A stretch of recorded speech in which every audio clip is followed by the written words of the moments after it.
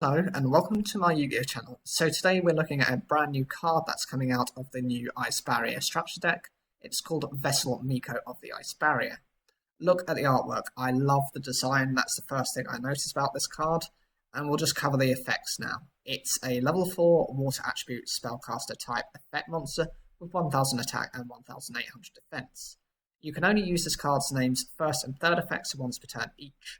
1. If you control an Ice Barrier monster, you can special summon this card from your hand. 2. If you control another Ice Barrier monster, defense position monsters your opponent controls cannot change their battle positions. And 3. If you control an Ice Barrier monster, you can banish this card from your graveyard.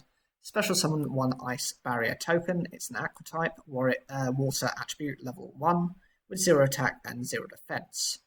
Okay, so for this card, I am quite disappointed in it. I just don't think it's very good. I think it's a bit lackluster.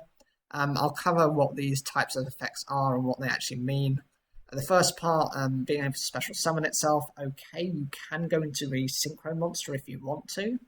And that's quite easy because you're going to be probably running pure Ice Barriers.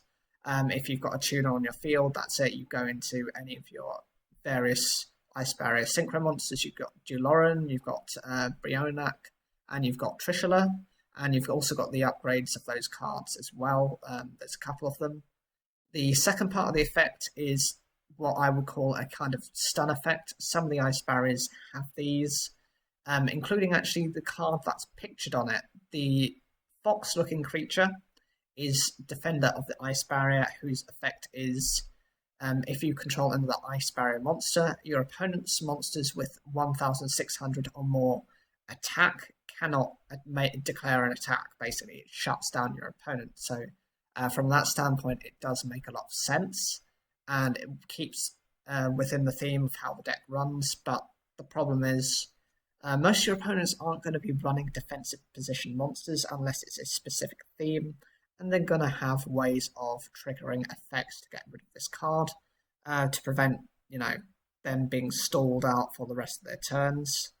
And the final part of the effect, if this card is in the graveyard, being able to go into a level 1 token. This isn't always that good. I suppose from one point of view, that Trishula being a level 9 means synchro summoning into those isn't always the easiest.